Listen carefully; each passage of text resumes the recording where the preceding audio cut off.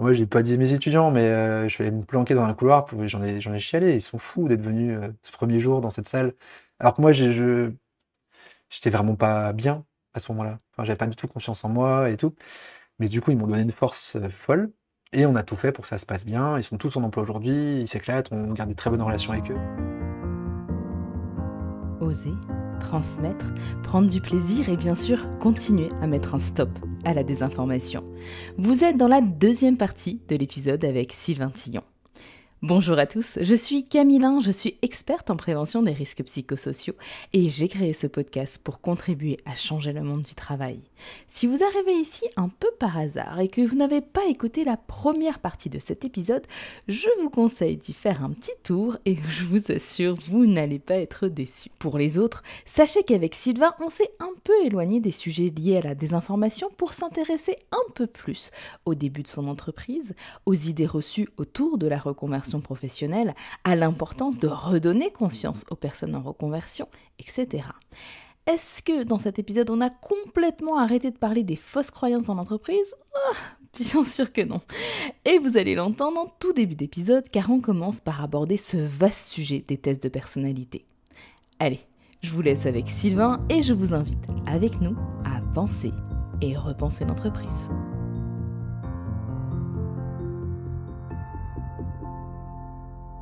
Putain, sur les tests de personnalité, si tu veux qu'on aille là-dessus, c'est chaud aussi, hein. Je sais Le bien. podcast, il va durer Mais 5 heures, hein. Je suis désolé, mais on est mal, hein. Alors toi, t'es jaune, t'es bleu ou t'es rouge ou verte? alors, j'en ai fait plein en plus, ces TEDx parce qu'on t'en fait à l'université, après t'en fais dans le milieu de travail parce que c'est de plus en plus Alors, t'as courant, c'est ce qui est MBTI demandé. J'ai le aussi. MBTI, j'ai l'outil DISC, j'ai tous mes tests de personnalité à jour si tu veux. Donc je suis plutôt rouge et jaune. Mais je te laisse, nous dire pourquoi c'est pas si bien que ça, ces tests de personnalité.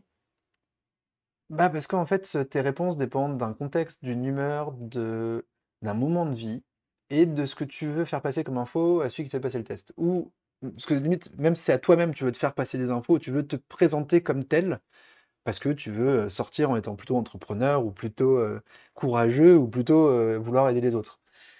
Et que même si tu n'en as pas complètement conscience, en fait, tu vas biaiser un peu tes réponses. Et que du coup, ces tests n'ont pas beaucoup de validité scientifique. Ça n'empêche que ça peut être. Alors, j'en utilise, hein, pour tout avouer, Attends, au est-ce que tu en bahut. utilises dans ton ah ouais, OK, Ouais, c'était pour bien. recruter mes étudiants, En sachant qu'il y a rien de alors, qu'il n'y a rien de scientifique OK, et qu'il n'y a pas grand-chose de vrai dedans, mais que ça me donne un sujet de discussion avec mon candidat. OK. Ton test dit que tu n'es ni curieux, enfin, que tu n'es pas curieux. Qu'est-ce que tu as à dire à ça? Clairement, si tu dis non, je suis vraiment pas curieux, tu auras du mal à entrer au bahut, parce que le bahut, le métier, c'est de s'intéresser à tout et n'importe quoi, donc tu risques de pas te plaire. Mais c'est juste, enfin, de toute façon, nous, on a nos sujets, on sait qu'on va lui poser la question, mais ça te permet de plus facilement entrer sur la question, puisqu'il a un résultat. Est-ce que tu es d'accord avec ce résultat ou pas? Et que lui puisse donner son avis, son retour dessus, et nous pouvoir, du coup. Mais on pourrait aussi le faire sans, C'est potentiellement. ça allait de ma question Alors, on justement. pourrait le faire complètement sans, et en fait, pour de vrai, parce que du coup, on regarde pas beaucoup les trucs, les résultats, malheureusement. Enfin, désolé, je vous aime. C'est des copains, c'est des partenaires. Mais j'ai pas cité le nom, hein, je crois pas, donc Non. je leur fais pas de mauvaise pub, c'est cool. Parce qu'ils sont très sympas par ailleurs et qu'ils nous ont offert ça gratuitement. C'est un moyen pour nous, alors qui n'est pas très scientifique non plus, mais de tester la motivation du candidat. Le test demande une petite demi-heure de temps. Mais est-ce que toi, tu te dis pas parce que moi enfin, la plupart des personnes ont envie de se connaître, tu sais, à chaque fois, tu dis: «Oh bah tiens, comme ça, tu sauras un peu plus qui tu es, comment». Moi, je me dis: «Ça teste pas vraiment ta motivation» parce que juste tu te dis: «Ah bah ouais, ça va me Ah permettre non, il y d'avoir a le beaucoup de gens résultat». qui Ah ouais? lâchent au milieu, ouais. Parce que tu leur donnes ce test-là? Parce que je dis, avant de postuler, il faut que tu as ce test-là et un petit questionnaire à remplir. OK. Et il y a plein de candidats qui vont pas au bout et je pars du principe que je les relance pas. OK. Ça C'est que si t'es ça se pas tient, d'accord. capable de passer 45 minutes Ouais. à remplir ton dossier, c'est que. Alors, c'est peut-être pas la bonne data, c'est peut-être pas le bon moyen de tester la motivation. Je l'entends, mais on reçoit 120 candidatures par promo, et nous, il y a que 25 étudiants qui démarrent. OK. Donc, il faut que j'arrive à un filtre, parce que moi, je peux pas faire 120 entretiens, on est une trop petite équipe, c'est beaucoup trop de temps et donc d'argent potentiellement. Et bah, un des filtres, bah, c'est de donner du coup ce questionnaire plus le formulaire à remplir, qui est un peu long, avec des phrases à écrire, et qu'à partir de là, c'est uniquement sur le questionnaire que je peux malheureusement éliminer des gens. Mais on leur explique, hein. On a une question comme c'est quoi pour toi une bonne formation? Et s'il nous répond, moi j'adorais l'école avec le prof qui était le sachant et qui me transmettait son savoir. Et en fait, tu vas pas te plaire chez nous. C'est pas que la réponse est mauvaise, hein, c'est peut-être toi ta façon d'apprendre, il y a aucun problème avec ça. Mais nous, on te donne très peu de théorie, on te fait faire et on t'explique après pourquoi tu as réussi ou pourquoi tu as raté et Mais comment faire si, mieux. imagine maintenant, tu te mets à la place de ce candidat-là. Alors je sais, on s'éloigne un peu du sujet, on va y revenir après, mais c'est juste parce que je suis curieuse sur ce que tu es en train de dire là et je trouve ça intéressant pour les RH par exemple qui peuvent nous écouter. Euh, Est-ce que c'est pas justement moins bien de faire ça? Parce que je me dis, beh, si toi, en tant que candidat, tu as toujours appris de cette manière-là, tu jamais su qu'il peut y avoir d'autres façons de pouvoir apprendre, est-ce que justement, c'est Tu pas... t'intéresses au métier de la transmission, donc pour devenir Digital Learning Ouais, Manager et que tu t'es jamais intéressé au fait qu'il y ait peut-être d'autres façons de transmettre que seulement le descendant avec un prof devant son tableau, ouais, c'est inquiétant quand même sur ton intérêt sur le métier. Pour moi, ok. pour ce métier-là. Oui, parce que oui, c'est vrai que c'est Parce que leur spécifique métier, ça aussi va ton être métier. Oui, d'être capable de transmettre. Et effectivement. que non, faut pas que tu fasses une vidéo de 2 heures où tu parles sur un fond vert. Non, ça va être chiant. Donc il y a ça, et deuxième chose, qui est l'orthographe. Et enfin, la capacité rédactionnelle, de savoir faire des phrases claires, simples, claires, et euh, correctement construites. Parce que notre métier, c'est aussi de transmettre. Et ça passe Mhm. aussi par l'écrit. Et que si tes phrases sont incompréhensibles, si tu utilises des mots valises, donc ils veulent rien dire et rien dire, si tu ne sais pas définir ce que tu racontes, bah, le métier va être difficile pour toi. Et nous, on pourra pas t'apprendre ça. Enfin, on a que 13 semaines aussi. On part, tu vois, d'un postulat. En 13 semaines, on peut faire de toi un expert français du digital learning, du fait de concevoir des formations numériques à distance qui soient passionnantes et efficaces. Si tu ne sais pas écrire proprement, correctement, j'y arriverai pas. En fait, il faudrait 3 ans, mais pourquoi pas, mais c'est pas la formation que je propose. D'où c'est un moyen, nous, de vérifier si on peut t'amener à devenir un super digital learning manager ou pas. Et l'orthographe, pourquoi? Parce que si on a besoin de te faire de corriger tous tes contenus avant de les diffuser aux candidats. En France, encore plus qu'au Québec, la moindre faute fait perdre sérieux Ouais. euh, sur un contenu. Donc, il faut qu'il y en ait le minimum possible ou pas du tout. Et moins t'en fais de base, plus ce sera facile de ne pas en faire après. Sachant que malgré tout, enfin, on n'est pas non plus ayatollah en mode première faute, on dégage. On leur impose de se former en orthographe pendant la formation avec le projet Voltaire. Alors je fais un petit Ah, focus c'est parce que j'aime génial ce bien cet projet-là. outil, Ouais. euh, qui est basé sur des études scientifiques qui sont un peu erronées, l'effet de répétition, sur l'ancrage, qu'ils appellent, qui est basé sur une vieille étude, je crois, du début du XXe siècle, qui a Alors là, je depuis suis été curieuse parce démontée. que je ne connais pas ça. Et je t'enverrai. Mais pour autant, l'outil fonctionne, ça te crée des réflexes. Et tu montes, parce que si tu le fais jusqu'au bout et que tu vas jouer au certificat, tu montes largement ton niveau d'orthographe et t'évites les 200 fautes qu'on fait le plus dans des contenus, ou les 2000 fautes qu'on fait le plus dans des contenus. Et franchement, l'appli est très cool et assez ludique. Tu te prends un peu au jeu et c'est pas désagréable. En fait, en tout cas, moi j'aime bien l'expérience qui est créée par cet outil-là et je vois les résultats sur mes élèves qui montent vraiment en compétence là-dessus. Donc voilà, les quelques sujets qu'on va vérifier et après un entretien aussi, nous, juste est-ce qu'on a envie de passer 3 mois avec toi? Et ça, c'est très subjectif. Est-ce que toi, tu as envie de passer 3 mois avec nous? Parce que tu as aussi le droit de dire non. Ouais. Enfin, c'est spécial, hein, c'est une vie en communauté, c'est du présentiel. Alors du coup, c'est dans les premières questions, ça. Est-ce que tu es prêt à venir à Lyon pour la formation ou pas? Des gens qui nous disent non, je ne peux pas, ou je ne suis pas prêt, ou j'ai pas Ouais. envie. Et pas de souci, nous, on ne veut pas le faire autrement. Et là, tu vois, on a avancé super vite. Là, on est passé au baby, mais on t'a pas expliqué ce que c'est. Mince. Est-ce que tu peux d'abord nous expliquer ce que c'est? Donc j'ai créé une boîte de bijoux pour cheveux il y a 20 ans, tu vois, je pars vachement loin du coup. J'ai planté, j'ai fini au tribunal avec des procès des dettes, mais j'ai appris plein de choses. Notamment que de toute façon, je repartais à zéro avec une note Banque de France de 0,40 qui faisait que je pouvais à peine ouvrir un compte professionnel. Pas le droit à un prêt, pas le droit à rien. Mais heureusement, j'avais créé un compte pro juste avant. Et que j'ai créé une boîte du coup de services vachement plus simple parce que bah, quand tu bosses beaucoup, tu es bien payé. Si tu bosses pas, t'es pas payé.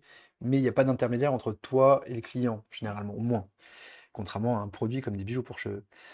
Et j'ai créé sur quelque chose que je savais faire, parce que j'avais besoin de me rassurer, je ne pouvais pas replanter, de toute façon j'étais vraiment tout nu à ce moment-là, en vivant avec rien, pas de RSA, enfin total. Et, et ce que j'aimais, moi, c'est de donner des cours, écrire des bouquins qui donnaient envie d'apprendre. J'avais fait une bande dessinée sur la création d'entreprise qui a très très bien marché dans mon francophone. Et je me dis, bah, je vais en faire une boîte de ça, de comment transmettre, et pour que les gens prennent du plaisir, mais apprennent vraiment et qu'on puisse le mesurer. Sans trop savoir où ça allait me mener, mais voilà, c'était l'idée de départ, qui s'appelle SIDO, SYDO.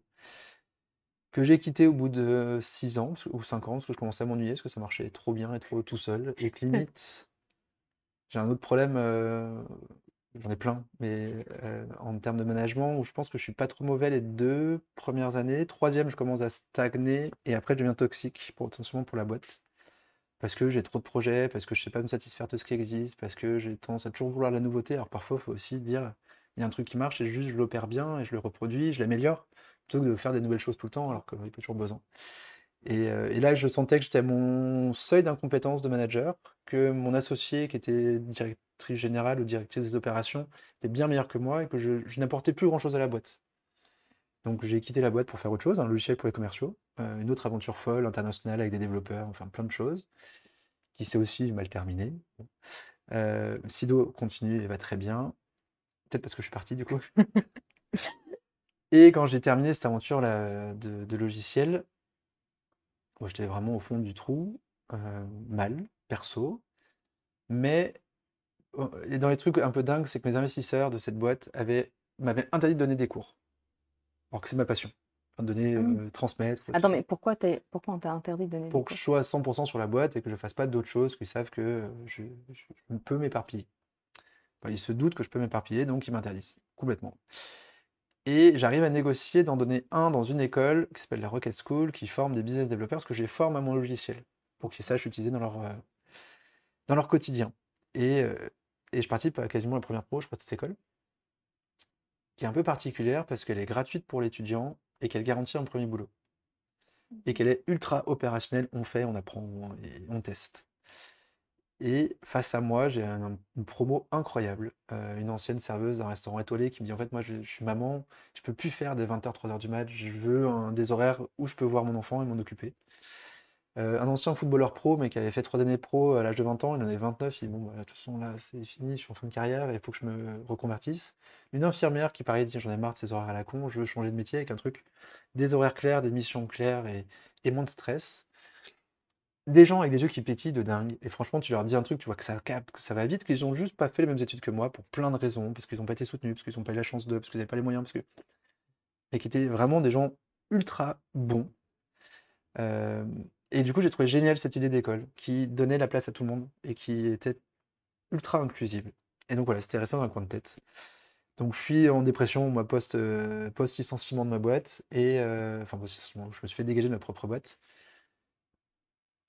Et au cas où, parce que je sais que si ceux qui nous entendent se disent: «Mais attends, mais pourquoi Camille tu pousses pas plus?» parce que c'est vraiment super intéressant. Il y a déjà un podcast qui est sorti là-dessus où justement tu en parles aussi de ça, qui s'appelle est-ce que tu peux me The redonner le Tipping nom? Point Merci, que je vais sur aussi mettre dans échec. les notes de l'épisode, et qui pour pas que ce soit redondant non plus, mais qui est vraiment intéressant sur le parcours aussi de Sylvain. Et je pense qu'on apprend, en tout cas moi j'ai beaucoup appris aussi, dans ce podcast. Mais je te laisse continuer, excuse-moi.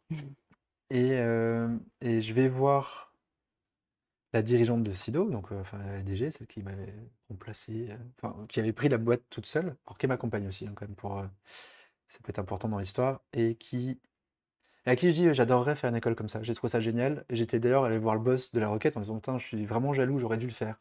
J'adore ton idée, je trouve ça super. Bon, moi tu l'as fait, je vais pas te copier, mais voilà». Mais je vais voir, Clarence et je lui dis: «Putain, j'aimerais bien, ça me plaît beaucoup. Est-ce que tu penses qu'il y a un sujet pour Sido, qu'on forme des petits Sido, potentiellement?» Il me dit: «Ah, c'est vrai qu'en ce moment, les boîtes nous demandent des missions plus longues, nous demandent à louer nos salariés, et nous, c'est pas notre modèle, on veut pas, on fait du projet et les gens restent chez moi, ils voudraient pas de toute façon aller dans les boîtes. Mais il y a de plus en plus ce besoin parce que les entreprises veulent faire de la formation à distance passionnante et efficace. Donc oui, il peut y avoir un intérêt. Et que je pense que oui, il y a peut-être un petit intérêt, mais il y avait aussi beaucoup d'amour de sa part de faut qu'il trouve un truc pour se relancer, le Mmh. pauvre. Avec le truc fou de moi, je te fais confiance et je sais que tu y arriveras, auquel je ne croyais absolument pas, parce que moi, je pensais que j'étais vraiment une merde à ce moment-là. Mais elle me dit: «Bah, je te finance, donne-moi un plan de financement, dis-moi de quoi tu as besoin, on essaye, de toute façon, moi je suis sûr que ça peut être cool si tu veux tenter». Ce qu'il fallait me dire, hein, à ce moment-là, mais du coup, elle a été géniale. Merci encore, Et Cla. alors je suis désolée, je fais quand même une petite parenthèse parce que ce que tu dis là est super important. Notamment pour les personnes qui actuellement peut-être sont en burn-out ou pour des gens qui connaissent des personnes qui sont pas bien actuellement, le soutien social est ce qu'il y a de plus important quand on parle de santé mentale. c'est une des choses qui t'aide le plus. Donc c'est ça. Je faisais juste cette petite parenthèse que je pense que c'est super important puisqu'elle a fait avec toi ce soutien-là qui était avec toi. Je pense que ça aide aussi à aller après plus loin vers d'autres choses. Donc Carrément. voilà. Et mi-avril 2020, donc quelques mois après mon départ de ma boîte d'avant, j'embauche Rachel à distance, parce qu'en plein Covid, et j'annonce sur LinkedIn en mi-avril que je vais lancer l'école mi-septembre. En On plein a Covid. en plein Covid, en présentiel. Tant qu'à faire. Voilà, pourquoi pas. Avec ce même principe de ça doit être gratuit pour l'apprenant et c'est moi qui vais leur trouver un job. Sauf que mi-avril, j'ai pas d'apprenant, j'ai pas d'employeur, j'ai pas de local, j'ai pas encore de programme. J'ai 4 mois pour faire tout ça. Il faut que je trouve les financements, mais ça, j'ai plus ou moins copié la Rocket School, donc j'ai suivi un peu leurs traces. Ça a été fait assez vite. Parce que du coup, c'était financé les premières promos par Pôle emploi. Notamment parce qu'on leur trouvait un boulot. En fait, ils nous finançaient presque plus le fait de leur avoir trouvé un boulot que le fait de les former. Enfin, ouais. Mais c'est très. On a une ultra bonne relation. Et Pôle emploi, tiens, le petit coup de pub parce qu'on aime leur taper dessus en France. Il y a des gens géniaux, ils sont innovants, il y a plein d'outils, il y a plein de dispositifs et franchement, ils bossent. Bah, tu vois, c'est bien que tu le dises, parce que c'est pas l'image du tout qu'on a de Pôle emploi en C'est pour réalité. ça que je le dis, parce que, et que j'ai aucun intérêt à le dire. Tu vois, je suis pas payé pour le dire, je m'en fous. Ils ont été géniaux avec nous et c'est grâce à eux qu'on a pu créer cette école aussi. Et donc, on a 4 mois, parce qu'on a le mois d'août où on peut pas bosser, pour faire tout ça, pour aussi trouver tous les partenaires éditeurs, parce que l'autre idée, c'est que enfin, qu'on les forme concrètement à savoir-faire et qu'ils aient accès à des outils du marché, parce que c'est ceux qui vont trouver chez leurs employeurs gratuitement pendant toute la formation.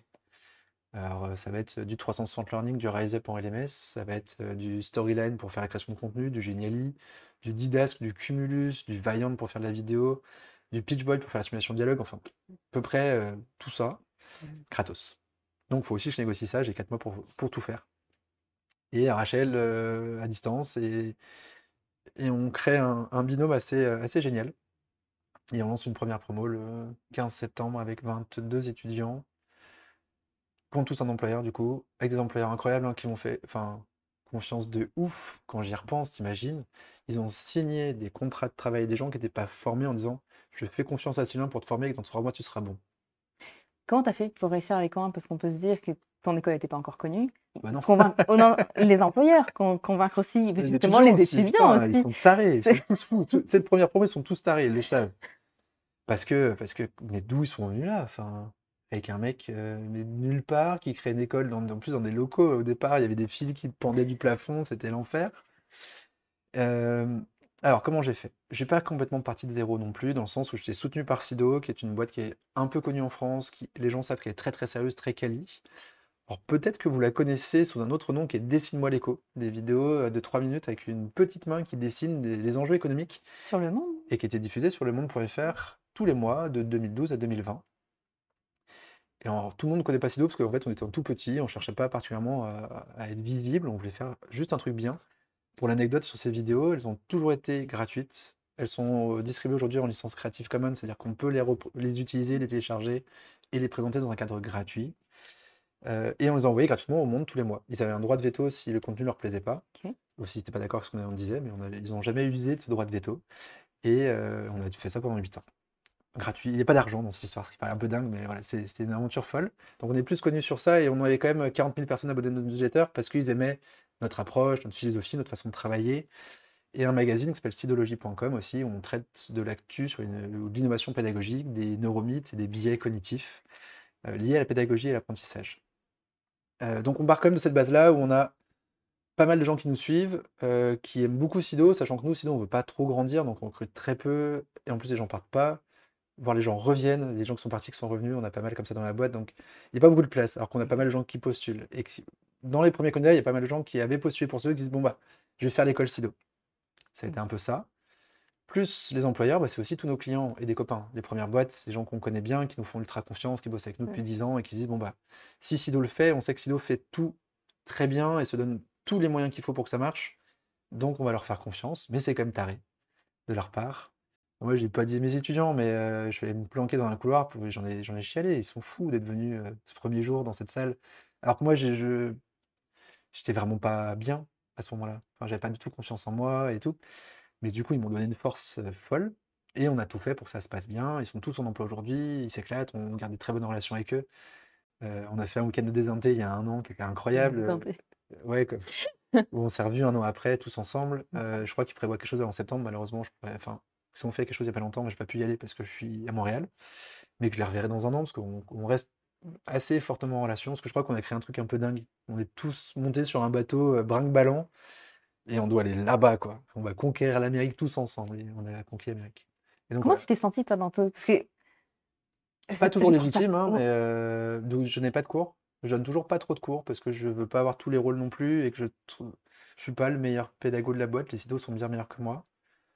Euh, mais, euh, mais, mais quoi, comment je me suis senti? Non, c'était trop cool, c'est ma deuxième famille. En plus, il y a le Covid qui est venu, donc du coup, on était qu'entre nous.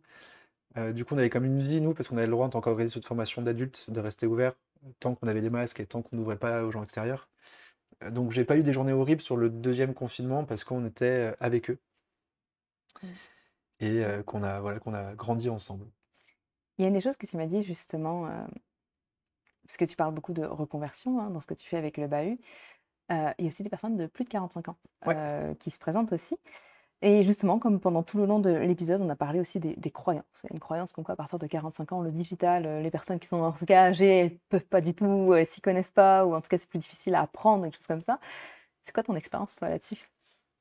Alors, c'est vrai que c'est très difficile de les placer. J'ai plus de mal, quel que soit l'employeur, qu'il soit jeune ou vieux. Parce que limite, c'est les vieux qui pensent, enfin, tout le monde pense que les personnes de plus de 45 ans déjà sont vieilles et ne sont incapables de travailler avec un ordi. Alors, il y aura des logiques qui seront différentes, des réflexes seront pas les mêmes, mais les 20 ans, ils sont pas tous à l'aise en fait avec savoir faire de recherche, savoir écrire. Donc oui, ils vont être à l'aise sur un téléphone, ils vont savoir comment marche TikTok, mais la formation, enfin, quand on crée un outil sur Storyline, où il faut savoir un peu coder, il faut avoir une logique algorithmique, bah, ils l'ont pas toujours non plus en fait. Donc c'est loin d'être vrai, mais par contre, c'est vrai que j'ai plus de mal à les positionner en entreprise, qu'il y a quelques employeurs qui leur font confiance, parce qu'ils savent qu'ils ont un bagage énorme, que justement, ils ont déjà fait la gestion de projet, ils ont déjà travaillé en équipe, et ils vont apporter cette expérience à l'entreprise, ils vont être aussi plus autonomes, parce qu'ils sauront se gérer, ils sauront réagir à des conflits plus que quelqu'un qui a jamais vécu. Euh, et qu'en plus, il y a même des peurs sur ils vont me demander trop cher. Mais arrêtez, enfin, s'ils viennent là, ils sont en conversion, ils sont prêts à repartir à zéro. Alors c'est plus moi qui négocie pour eux des salaires, parce que je trouve qu'ils sont très bons et que c'est pas normal de les payer au SMIC. Mais oui, c'est plus dur. Mais pour autant, on a des super succès. Mais il y a un truc justement que tes étudiants du bahut ont fait, que moi je trouve super intéressant, qui est en lien avec C'est vrai ça. Je te laisse, tu t'en parleras beaucoup mieux que moi, alors je te laisse aller, mais c'est vraiment une formation que j'ai. Alors, du coup, on a changé le modèle avant. Bahut, c'était en bootcamp 3 mois, 13 semaines full-time. À la fin, on partit en boulot. Et maintenant, c'est en alternance sur un an pour vous accompagner dans votre prise de enfin, pour accompagner les candidats dans leur prise de poste, un peu plus. Et parce que ça répondait aussi à une demande des entreprises, voir des candidats de ne pas être lâchés dans la nature au bout de 3 mois, parce qu'au bout de 3 mois, on les abandonnait un peu. Et pour des sujets de financement aussi. Euh, et on a un modèle, nous, en tant qu'employeur, on s'est dit c'est ça qui nous plairait comme rythme d'alternance. Donc, c'est 5 semaines à l'école au début. Et après, 8 cycles de 5 semaines en entreprise, une semaine à l'école. Ce qui fait aussi 13 semaines sur un an. 40 semaines d'entreprise, 13 semaines en formation. Et l'enjeu, c'est qu'à la fin des 5 premières semaines, il sache faire des choses en entreprise. Et qu'il ait pris conscience en lui et qu'il soit capable de faire des choses canon. Donc il apprend l'ingénierie pédagogique, les grandes théories, la rédaction péda, comme on écrit pour que ce soit compréhensible de tous et que ça te donne envie d'apprendre. La conception de contenu sur 3 outils qui sont Canva, Geniali et Storyline, les bases, et l'utilisation de LMS pour créer une formation. Et à la fin de ces 5 semaines, sur la 5e semaine, ils doivent créer un e-learning pour une association que je choisis, généralement, pour qu'il y ait un vrai sujet, que ce soit vraiment présentable à la fin, voire vraiment diffusé. Et le sujet de la promo 4 était donc de créer une formation pour apprendre à débunker des infos, avec 4 modules. Pourquoi c'est important de maîtriser l'info et de ne pas partager de la merde? Parce qu'il y a des enjeux juridiques. Alors pour l'instant, il y a peu de procès. Il y en a eu un super intéressant aux US, hein. Je sais pas si tu as vu un complotiste d'une radio, enfin d'un weblog, enfin d'un podcast, une radio, je crois, américain, qui avait nié des attentats à l'arme à feu dans une école. Et qui a dit non, c'est Ok. pas vrai, c'est encore un truc du lobby anti-armes à feu pour qu'on interdise les armes à feu. Et les parents l'ont attaqué, il a été condamné à près d'1 milliard de dollars Je vois de... qui c'est, il a une chaîne qui est hyper suivie en qui est plus. J'ai horrible. plus son nom, mais sa chaîne est horrible, Tu mettras le effectivement. Mais je lien la de remettrai, l'article oui, en oui. dessous. Donc, aux US, ça commence à arriver, en France, peu. trop peu, mais il y a des règles qui font que normalement on n'a pas le droit de raconter de la merde. Donc ça, c'est la première partie. Deuxième partie, comment trouver l'auteur d'une citation. J'ai oublié mon deuxième mot, c'est prosopopée. On verra si à la fin je peux le sortir. En plus d'apocryphe. J'aime beaucoup prosopopée. Moi, je veux bien savoir ce que ça veut dire après. Je te mets le défi de le dire dans une phrase. Ouah, ça va être chaud. Ensuite, comment retrouver la source d'une image. Hmm. Parce que sur l'histoire de l'antilope et des guépards, c'est intéressant de voir ce qu'il y a derrière tout Est-ce que ça. tu as un petit outil que tu pourrais nous donner justement si là, nos auditeurs, ils ont envie d'aller chercher la source d'une image, qu'est-ce qu'on pourrait utiliser? Recherche en recherche de Google, TinEye, T-I-N-E-Y-E, ou encore plus efficace, la recherche inversée de Bing. Alors ça, je Plus connaissais les deux avant, alors Bing, pas du tout par contre. Bing.com qui est un moteur de recherche, mais la recherche inversée de Bing est un peu mieux que celle Ok. de Google. Voilà. Ça, c'est l'ultra base. Après, il y a plein d'outils un peu plus techniques, compliqués. Vous verrez, on lance parfois des challenges sur la page C'est vrai ça. Ils en ont fait un fou sur retrouver une image liée à un texte pourri, bon, on s'en fout, d'un mec qui saute d'un immeuble. Alors on n'a pas retrouvé, toujours pas retrouvé la source exacte, mais on a réussi à retrouver où était prise la photo, dans quelle rue, dans quelle ville, dans quel pays. Est-ce que vous avez joué à GeoGuessr en même temps pour pouvoir Ah, mais retrouver vous où est-ce que verrez, c'était? et on a du coup publié dans le détail comment on a réussi enfin, on s'est fait aider par des OSINTer, O-S-I-N-T, donc des gens qui font de la recherche à partir d'images. Ok. Notamment, c'est beaucoup développé sur les guerres pour voir est-ce que c'était vraiment un obus en Ukraine ou est-ce que c'était un truc en Palestine ou est-ce que c'était ailleurs. Et est-ce que l'obus vient du front Est ou du front Ouest pour savoir qui l'a lancé. Enfin, ils font des trucs géniaux, ils arrivent à pirater les caméras aussi dans la ville pour récupérer les infos. C'est génial comme génial. sujet. Vous pouvez vous former dessus sur une autre page qui est OSINT avec un Z, ozint.eu. Ils sont très ouverts, la communauté est géniale et vous allez progresser de ouf. Il faut aimer se faire des nœuds au cerveau parce qu'ils ont plein de techniques, plein de méthodes, mais même sans savoir coder, on peut trouver des choses. Bon. Comment trouver la source d'une Ouais. image et comment débunker une info. Parce qu'en fait, nous, on le fait presque de façon naturelle dans l'association. Et ça nous a obligés, quand on a expliqué à nos étudiants, d'essayer de prendre du recul sur la méthode. Et c'est eux qui nous ont trouvé notre méthode. C'est ça qui était cool. Et donc, ils en ont fait une formation e-learning qui est vraiment sympa. Qu'on peut ouvrir quelques accès. Si on m'envoie un mail, tu auras mon mail. La file est gratos. Petite question, est-ce que justement, parce que là tu Et donc, à la évoques fin de des ces 5 sujets... semaines, Pardon, ils font vas-y. ça. Ils ont fait ça sur les 5 premières semaines de formation. Et franchement, pour leur montrer à pas mal de spécialistes de la pédagogie à distance, c'est canonissime ce qu'ils ont fait. Et c'est vraiment très bon. Et tout ça pour dire que les étudiants sont géniaux, ils ne le savent pas. Souvent, nous, c'est le premier taf qu'on fait avec eux, c'est de leur redonner confiance en eux, de leur montrer qu'ils sont capables de faire des choses incroyables, pour qu'ils arrivent en entreprise en ayant confiance en eux, en étant capables d'aider les gens qui vont bosser. Mais au bout de 5 semaines, ce qu'ils arrivent à faire, c'est fou. C'est pour ça que j'ai expliqué le rythme. Parce que là, c'est au tout début qu'ils font ça, quoi. C'est dingue. Est-ce que c'est pas challengeant pour eux de travailler sur ce genre de sujet qui parle de croyances, justement? Ou comment est-ce qu'ils ont fait ça? Ça va répondre aux deux questions en même temps. Comment est-ce qu'ils ont fait ça? Du coup, là, on se base sur des experts. Le Digital Learning Manager est expert d'aucun sujet. C'est un traducteur entre l'expert et un apprenant.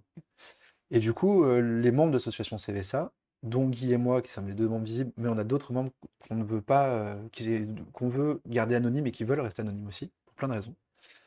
Rien de complotiste derrière, vous inquiétez pas, il n'y a pas de méchant. C'est pas Macron qui nous paye, pas de Ferrari, ni Pfizer. Euh, et qui sont venus, donc même un qui n'a pas mis sa caméra pour pas qu'on le voit, et qui ont expliqué leur méthode, et les étudiants prenaient des notes et essayaient de comprendre et d'en extirper les sens, la moelle, pour qu'à la fin, ils soient capables de transmettre cette méthode. Sachant que nous-mêmes, on n'avait jamais posé la méthode. Et du coup, c'est le D'accord. boulot des étudiants de comprendre ça et d'être capable de le retranscrire. Enfin, des C'est étudiants, vrai. des digital learning managers. Oui. Donc, ils n'ont pas eu à chercher tous les sites que j'ai cités tout à l'heure, parce que c'est nous qui leur avons donné de comment on faisait. Et le plus intéressant, c'était sur l'article, parce que putain, comment on débunk un article? Et en fait, ils nous ont montré qu'on avait une sorte de radar à bullshit, où tu as quelques infos qui sont faciles à vérifier. La date, le nom du mec, s'il parle d'une étude, tu vas rechercher l'étude en fait. Et que tu cherches même pas à traiter toutes les phrases, tu vas chercher des petits bouts, et si tu vois qu'un bout est faux, tu pars du principe que tout est faux, parce que, en tout cas, que tout n'est pas vrai. Ouais. Et parfois, tu débunks pas tout, en fait. Tu montres que non, c'est pas lui qui a dit ça, donc déjà, Déjà. et qu'après, tu vas creuser au fur et à mesure, mais tu te fais un point d'entonnoir comme ça sur les choses simples. Et le debunk que j'avais adoré là-dessus, c'était suis sur David Latimer, un Anglais qui a déclaré, et c'est parti dans tous les médias, mais même là, dans des médias un peu connus, qu'il avait enfermé une plante dans une bouteille scellée et pendant 60 ans. Et il est en photo avec cette plante. Donc tu regardes, est-ce que le mec existe? Oui. Est-ce que la photo existe? Oui. Est-ce que ça a bien été diffusé dans The Times? Oui. Bon, bah du coup, là, c'est pas ça. Alors, qu'est-ce que tu peux chercher là-dedans? Bah, est-ce que c'est possible d'enfermer un végétal pendant plusieurs années? Alors oui, parce que tu peux acheter des plantes dans des bocaux, Ok. machin, mais les scientifiques n'ont jamais réussi à le faire plus de 2 ans. Normalement, la plante meurt. Et là, tu pars un peu en zététique ou sur d'autres choses où tu te dis, mais est-ce que le mec, il a une salle blanche, donc sans aucun germe, sans aucune bactérie, pour enfermer sa plante? Parce que sinon, vu qu'il y a de la terre, de toute façon, elle n'est pas neutre, donc il va y avoir des champignons, il va y avoir des merdes qui vont pousser dedans. Et Complètement. là, c'est bizarre, c'est nickel. Autre chose. C'est vrai que, parce que ça fait aussi appel à la culture G ou de l'observation. Quand j'ai vu ces bouteilles, moi, dans des boutiques, parce que du coup, j'ai fait attention, il y a toujours des gouttes d'eau sur la paroi. Là, sur la photo du mec, il n'y a aucune goutte d'eau. C'est nickel. T'as l'impression qu'il y a quelqu'un qui a passé un coup de chiffon avant. Mais si elle est fermée, comment il a passé un coup de chiffon? Et comment, où il dit que bah, l'eau qui passe dans la terre rentre dans les feuilles, est évaporée, puis re-rentre dans la terre, etc. Il dit que c'est comme ça que la plante a survécu, mais pourquoi il n'y a aucune eau visible dans le truc? S'il dit qu'elle s'auto-régénère et que grâce aux feuilles qui tombent, ça va recréer un terreau, bah, tu te rends compte que c'est juste pas possible scientifiquement. Donc c'était une fausse photo. C'est une vraie photo, mais il est fort probable que ce soit pas complètement scellé, qu'il ait remis un peu d'eau pendant ses 60 ans, qu'il y a un peu d'air qui s'échappe qui permet à la plante de survivre, que donc lui il est bullshité. Mais c'est une vraie photo, c'est une vraie histoire, mais la communauté scientifique dit que c'est impossible. Il n'y a que lui qui dit que c'est vrai. Après, il faudrait réussir à le reproduire, personne n'a jamais réussi à le reproduire. Et lui, est-ce qu'il n'a pas voulu réessayer de le reproduire justement Heureusement, pour il que... passe dans tous les Ouais, médias, c'est est trop ça. content, et ça Ouais. suffit. Et lui faire des conférences, vendre ses trucs très chers. Comme quoi on Oui. pouvait s'autosuffire. Mais il y a une belle histoire derrière, de dire bah on peut un peu plus abîmer la planète, arrêter de consommer bêtement. Enfin, tu vois, l'idée environnementale derrière est intéressante. Malheureusement. Mais tu vois, là, t'emmènes un point qui est intéressant, parce que c'est toujours ça dans les trucs un peu bullshit, en fait, c'est qu'il y a toujours une petite part de vérité. Et cette petite part de vérité fait que tu as envie d'y croire aussi. Bien sûr. Donc, si sortait quelque chose de nulle part ailleurs, je pense qu'il y aurait beaucoup moins de personnes qui iraient cliquer, liker, partager. Mais le fait qu'il y ait une petite part de vérité te met moins en doute sur ce que tu dis. Ouais, tu sais que François, c'est plutôt une toute petite part de mensonge. Il y a beaucoup de vérité. Mais il y a toujours un postulat qui est faux, et souvent dans le début, qui fait que toute la démonstration est fausse. Mais ils se sont spécialisés là-dedans pour, en plus, ce qu'on appelle le millefeuille argumentatif, te donner plein d'infos et débunker, c'est l'enfer. Parce que tu dois aller tout vérifier. Et qu'en fait, à partir du moment où tu vas trouver une et qui fait que tout tombe. C'est juste, alors je sais, alors peut-être que je vous dis des conneries sur le nombre de fois, mais il me semble, et puis je vais rechercher Sur la ça loi avant de de publier. Bandolini, que c'était Oui, 10 fois plus merci. long C'est ça, je cherchais, de c'était 6 fois ou 10 fois débunker plus que long. de raconter Ouais, une connerie. exactement. Et qu'en plus, les raconteurs de conneries sont spécialistes pour te sortir des nouvelles merdes où tu passes un temps fou à débunker et qu'en plus c'est super compliqué à expliquer parce que c'est souvent un peu scientifique, c'est pas très vulgarisé et que ça donne moins envie de comprendre, tu vois. Mais ça joue sur l'émotionnel aussi, Bien déjà cette sûr. partie-là. Je reviens parce qu'on parlait de reconversion, justement. Oui. Bah, la plupart des personnes qui sont chez toi sont en reconversion, je me trompe pas. Quasi bah, tous, de toute façon, c'est un nouveau métier qu'ils connaissent pas et qu'ils ont jamais fait. C'est quoi la plupart des préjugés que les entrepreneurs, dirigeants d'entreprise peuvent avoir sur ces personnes qui se reconvertissent? Si on peut casser certains préjugés là-dessus, justement. Alors c'est souvent les candidats qui ont eux-mêmes des préjugés sur eux. Ah Comme oui. quoi ils sont nuls, comme quoi ils sont en échec, comme quoi ils ont pas été capables de trouver leur voie, comme les boîtes, en fait, en tout cas, les entreprises qui viennent me voir, alors peut-être parce qu'elles ont pas le choix vu qu'il y a personne sur le marché qui sait faire ça, il y a aucun souci sur la reconversion. On commence à accepter que de toute façon, il y a plein de nouveaux métiers et que, bah, tu peux pas l'avoir appris à l'école parce qu'il n'existe pas. Et que moi, je fais un vrai lobbying pour ces écoles d'un nouveau type qui permettent de se reconvertir assez vite parce qu'en fait, on n'a pas besoin de faire 12 années d'études pour Digital Learning Manager. De toute façon, c'est un travail quotidien après, hein, tu n'arrêtes jamais d'apprendre, quel que soit le métier. Mais qu'on puisse donner la chance à tout le monde de se reconvertir sur un métier qui recrute et qui se développe.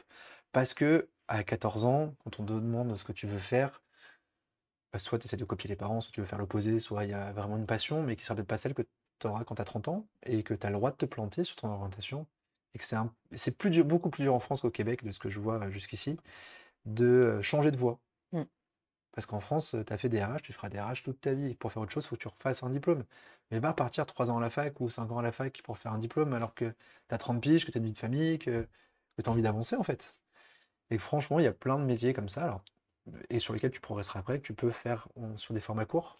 Dev, ça s'est beaucoup beaucoup fait avec des écoles comme Le Wagon, comme 42, sur des périodes plus ou moins courtes, ou comme Webforce 3, ou comme plein d'autres, si on doit dire 3 noms pour pas faire de la pub. J'adore les 3, donc il n'y a pas de problème. Euh, donc il y a le bahut sur le digital learning, il y a plein d'écoles sur le business development, comme La Roquette, Human School, Eurydice, il y en a d'autres. Là, on a accompagné, nous, des écoles pour faire du no-code. Il y en a 2 en France, Allegria et Au Carré, pour apprendre à devenir no-codeur. On aide une entreprise à créer une école de responsable qualité dans les dispositifs médicaux, parce qu'il y a énormément de demandes et que ça peut se former en peu de temps d'être responsable qualité dans les dispositifs médicaux, sachant que les dispositifs médicaux, ça va du préservatif au pacemaker, en passant par la prothèse de hanche et les lunettes. Enfin, c'est très très large, c'est tous les trucs liés à la santé et à ton corps. Donc il y a intérêt à ce qu'il n'y ait pas de défaut. Enfin, Forcément. c'est mieux quand même. Ouais. Et que c'est des gens responsables de ça, de mettre en place ces process pour être sûr qu'il n'y en ait pas et qu'à la fin, tous les produits qui sortent soient nickel. Donc il y a plein de métiers à inventer en fait. Moi je rêve d'une école, j'en ai parlé à mon meilleur copain parce que c'est son métier, mais il y va pas, ça m'énerve. On pourra lui passer le message. Ouais. Puis on verra. De content manager, de gens qui savent écrire pour l'entreprise.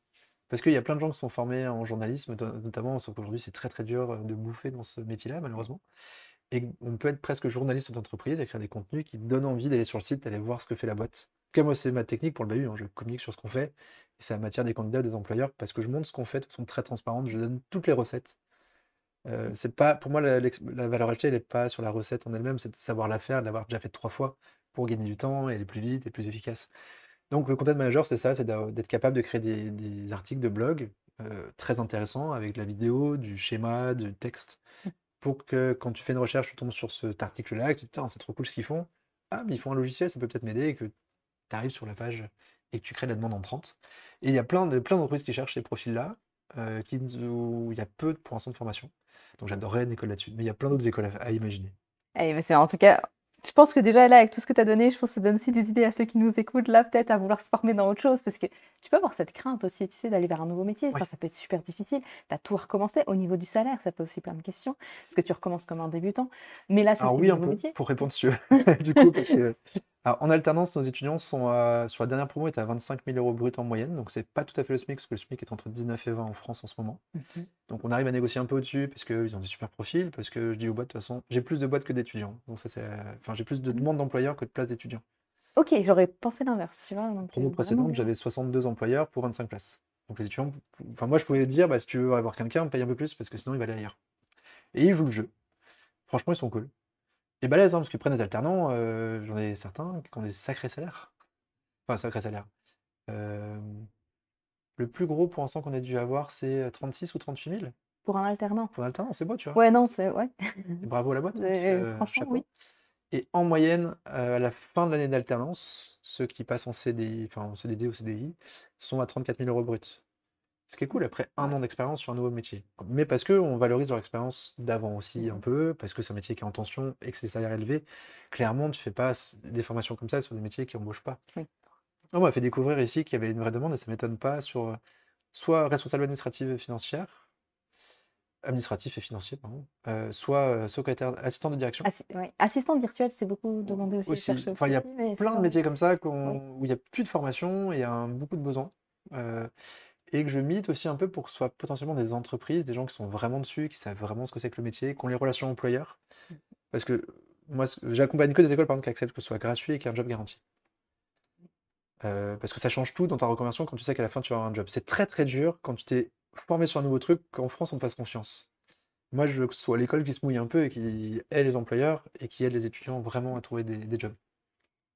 T'es beaucoup. Alors, je reviens juste sur un truc, parce que tu es beaucoup sur l'apprentissage. Euh, je me dis qu'en apprentissage. Enfin, qu'est-ce que tu avoues qui est du gros bullshit en apprentissage que du coup tu essayes, ou est-ce que à chaque fois tu essaies de te former? Parce qu'il y a plein de choses au niveau de l'apprentissage qu'on apprend, puis au fur et à mesure, on voit que Oui, c'est que pas comme ça qu'on c'était dans les apprend, que méthodes. c'est. Ouais, Ouais. c'est ça. On a un super chercheur chez Sido, Yuri, qui nous fait des petites conférences tous les lundis matins de 30 minutes sur ce qu'il a appris, ce qu'il a retenu et ce qui est basé sur des recherches scientifiques ou pas, sur des publications scientifiques ou pas. Donc c'est via lui on fait beaucoup de veille. Après, on a une méthode, nous, très empirique, qu'on essaie de mesurer, d'évaluer quand même, parce qu'on veut l'améliorer, où on fait faire.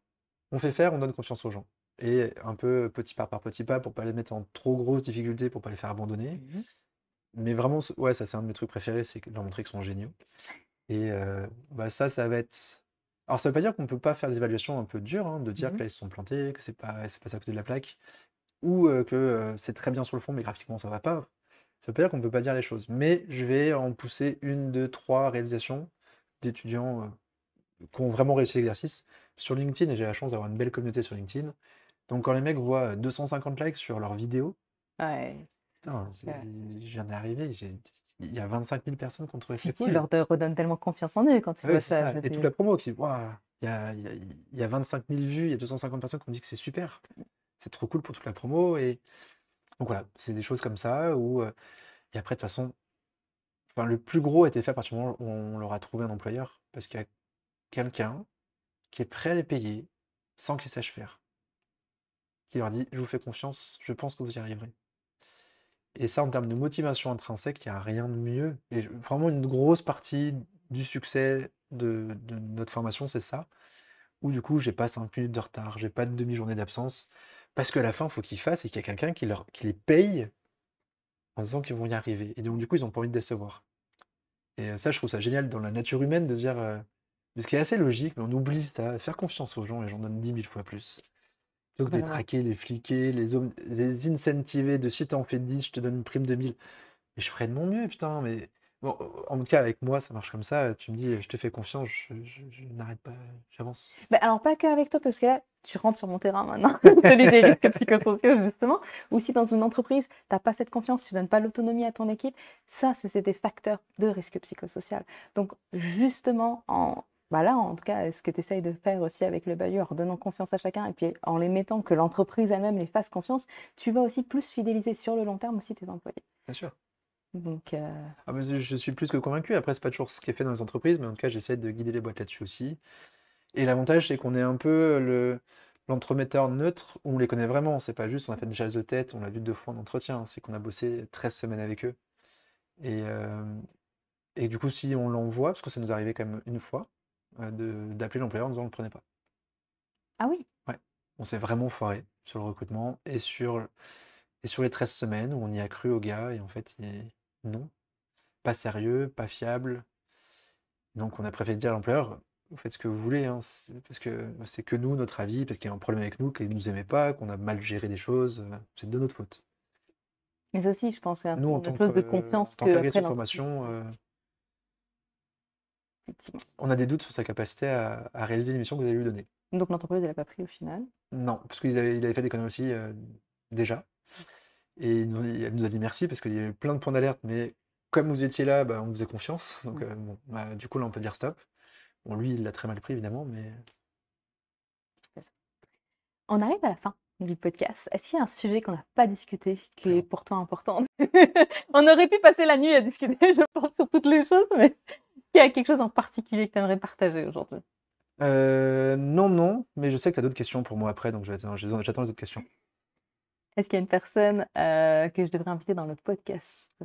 Je l'ai cité, alors c'est ma compagne Clarence qui dirige Sido, qui a plein de modèles, parce que on aurait pu parler de ça longtemps, parce que j'ai aussi plein d'idéaux de management qu'on essaye, qu'on tente. Je me suis planté plein de fois, hein, mais Mhm. moi, une des expériences qui m'a le plus transformé, c'est à 17-18 ans, je suis allé travailler dans la restauration à Malte.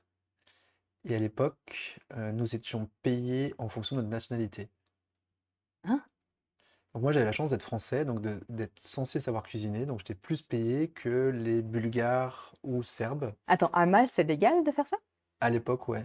Enfin, j'en sais rien. En tout cas, c'était comme ça. Bon, Ok. après, c'était au black, hein, de toute façon, donc ils faisaient ce qu'ils voulaient. Mais sachant que moi, c'était un Roumain et un Serbe qui m'ont tout appris, le Serbe, non, le Roumain, non, le Roumain était médecin légiste, mais un truc de fou, c'est un métier, de l'État, donc il était pas payé, très peu payé. Donc il était venu avec sa compagne qui, elle, était avocate. Donc pareil, c'est un métier de l'État qui est très peu payé. Donc je t'ai dit, on se fait 4 ans, ils faisaient 2 jobs par jour pour mettre des sous de côté, rentrer chez nous, s'acheter une petite maison et démarrer nos boulots, nos vrais boulots. Et il m'a appris énormément. Et l'autre, le Serbe, était lui vraiment cuistot. Avait d'ailleurs fait de la cuisine en Italie, mais s'était fait déporter parce qu'il est illégalement entré en Italie. Ok. Et Malte n'était pas dans l'Europe à l'époque, donc c'était plus facile d'y rentrer. Mais c'est lui qui m'a tout appris en cuisine, mais était moins bien payé que moi de l'heure. Parce qu'il était serbe et que moi j'étais français. Alors, j'ai allé jusqu'au bout du truc qui est ultra choquant. Je suis désolé pour ceux que Bah, ça en va fait, ça me heurter. refait penser à l'esclavage, en vrai. Enfin, Un, c'était les Maltais, parce que c'est... c'est les locaux, normal. Et c'est eux qui branlaient rien dans la cuisine.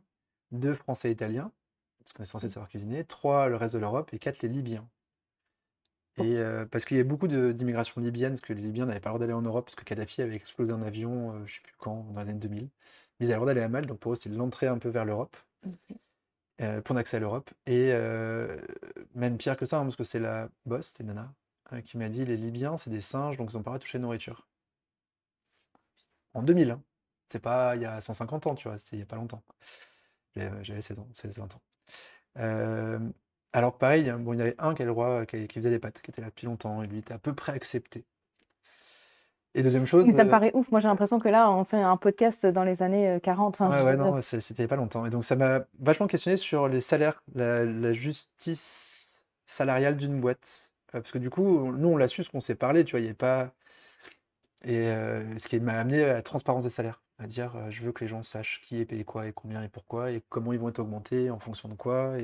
est-ce que c'est ce que vous faites Ouais. chez Sido?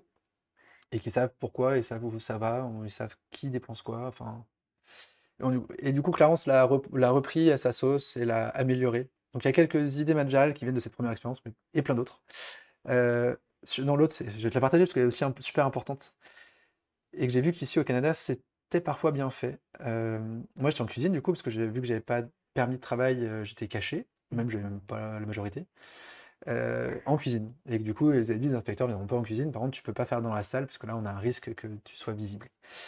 Euh, et que je ne comprenais pas pourquoi les tips, les pourboires n'étaient pas partagés Oui, avec c'était la que... cuisine. Parce que pour moi, si un client te donne un pourboire, c'est aussi parce que c'est bon, parce que c'est chaud, parce que toute la table était servie en même temps. Et c'est-à-dire que je me suis arraché, moi, derrière.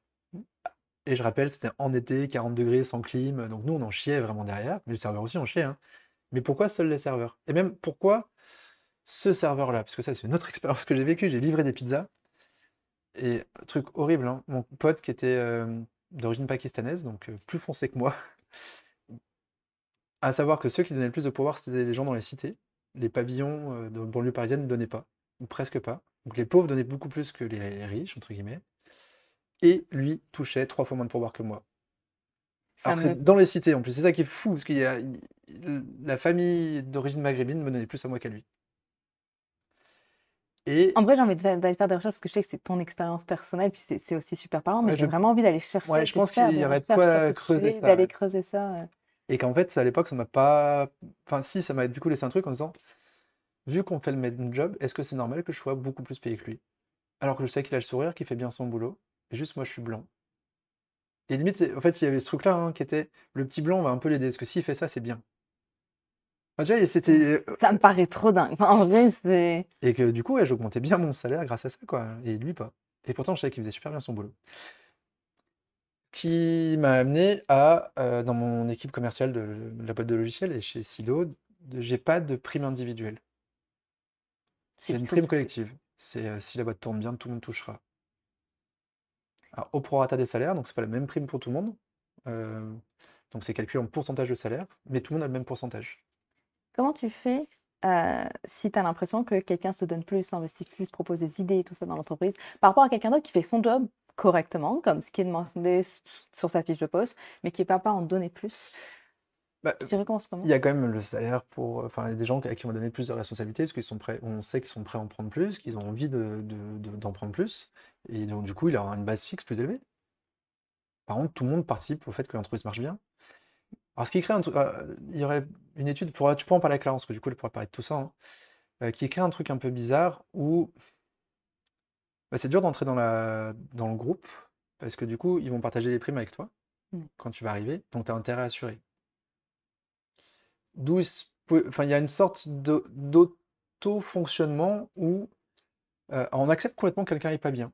On le sait parce que ça arrive à tout le monde dans la boîte et qui est 3 mois, tu es moins en forme. Pour autant, on n'accepte pas, le touriste. Celui qui se cache, parce qu'en fait, tu partages cet argent avec lui, donc il prend un peu de la valeur que tu crées Mmh. en faisant rien. D'où en fait, il y a une auto-émulation positive où en fait, on sait que si on bosse bien, on sera récompensés, tous, collectivement.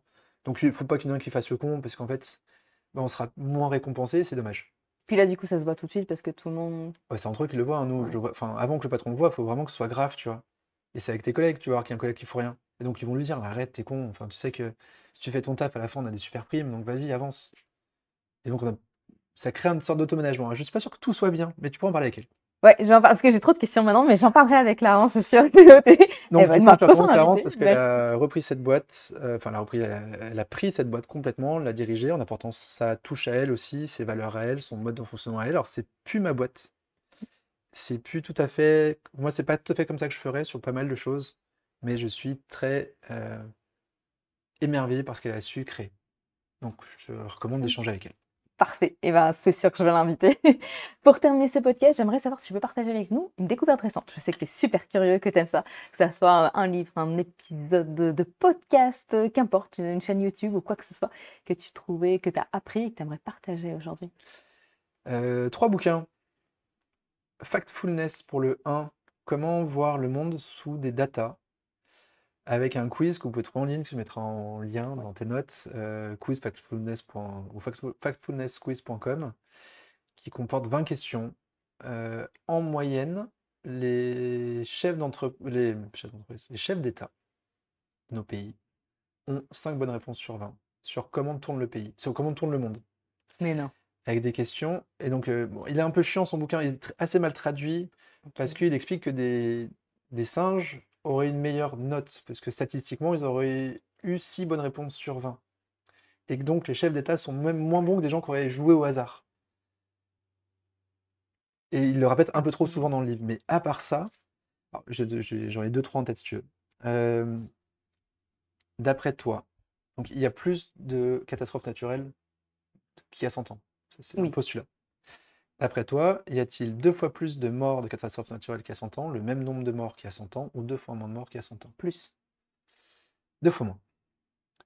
Parce qu'en fait, tu ne meurs pas de la catastrophe, mais des conséquences de la catastrophe, le fait que ce soit insalubre, qu'il y ait des maladies, qu'il y ait des morts qui créent des maladies, et qu'aujourd'hui, grâce au réseau de communication, l'aide arrive beaucoup plus vite dans les pays où il y a des catastrophes.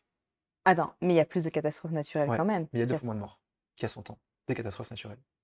Ouais, mais alors là, avec tous les Pas changements que- climatiques qu'il y a de Pour plus en l'instant, il y a OK, moins de c'est morts pour parce qu'on l'instant. sait OK. intervenir beaucoup plus vite, en fait. Avant, le tremblement de terre de Mexico, avant que tu interviennes, et on a des moyens, et on sait faire, et on sait tout de suite envoyer les vivres qu'il faut pour que la population survive, on sait mettre en place des hôpitaux de...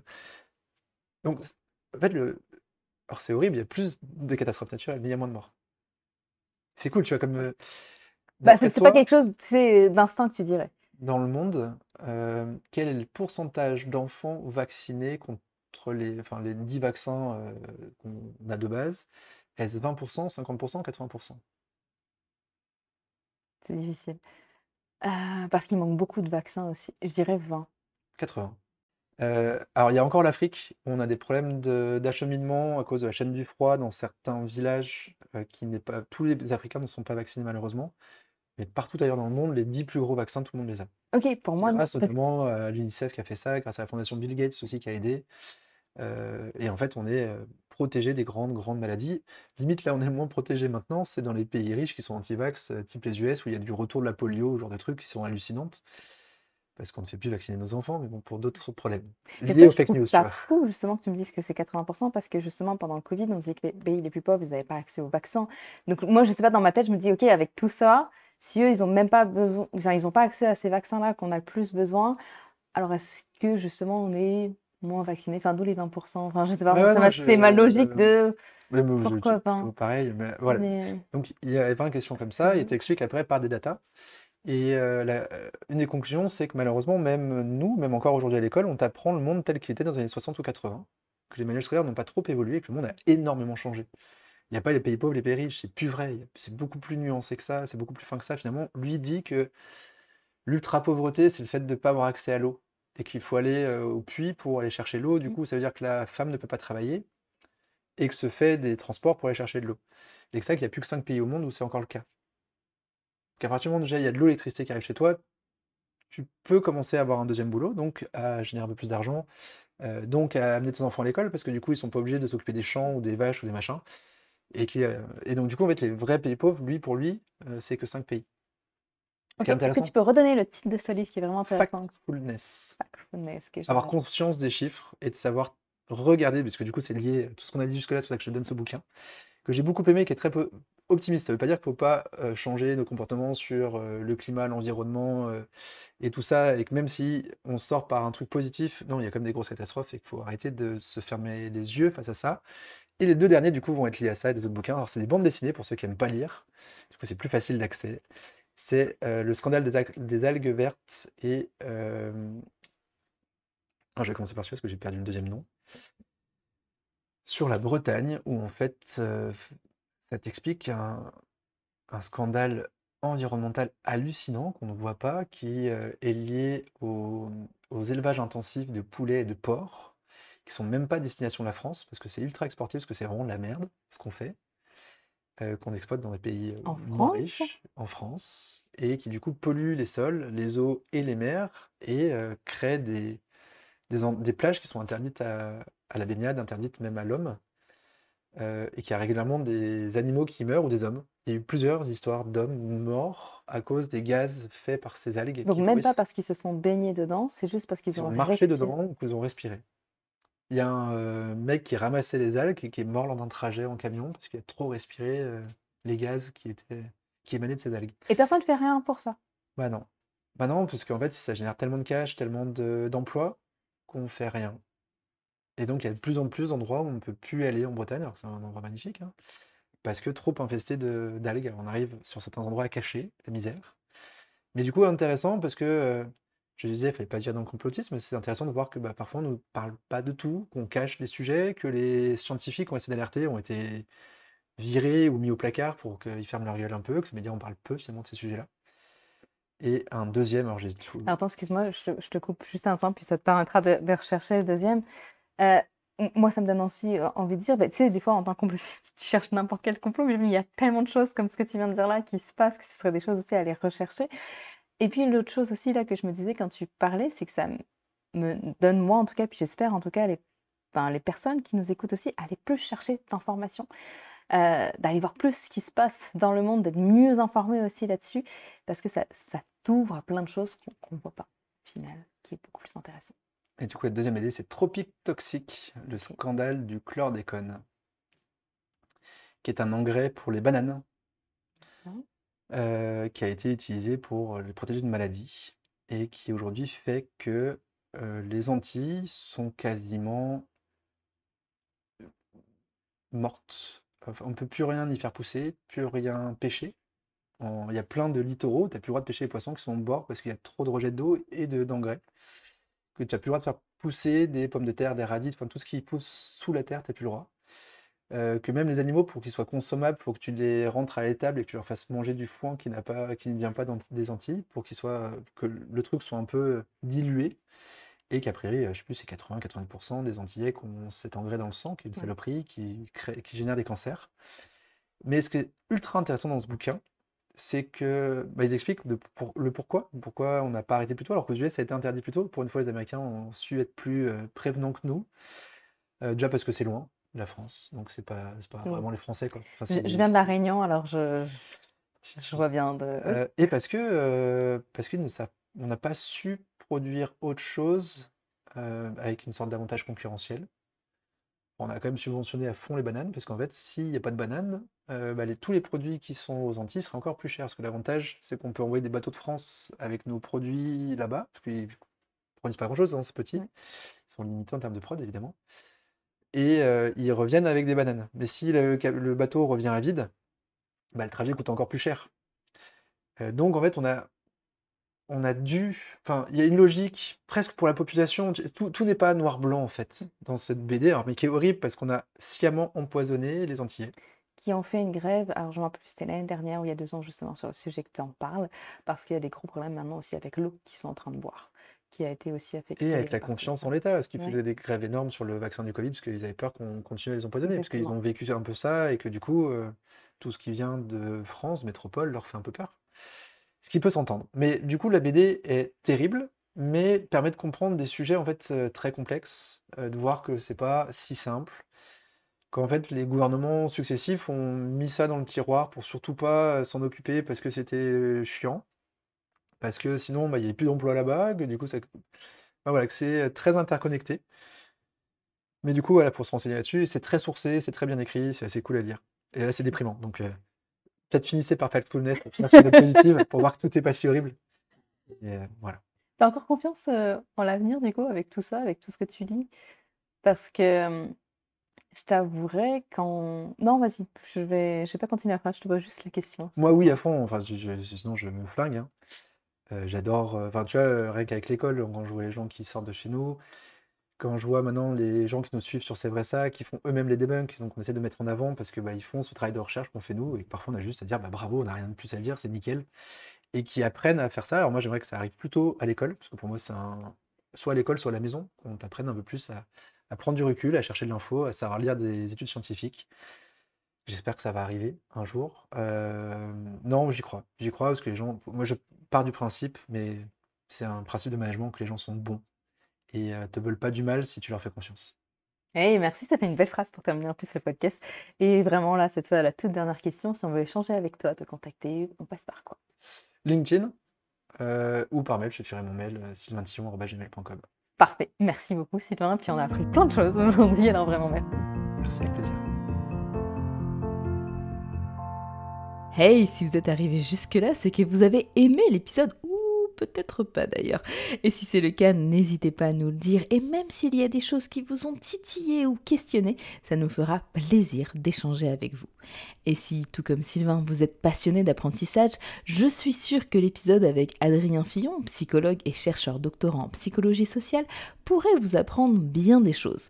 On a notamment parlé d'e-learning, de gamification, d'apprentissage et de motivation. Allez, moi je vous laisse, à bientôt et surtout, prenez soin de vous et des autres.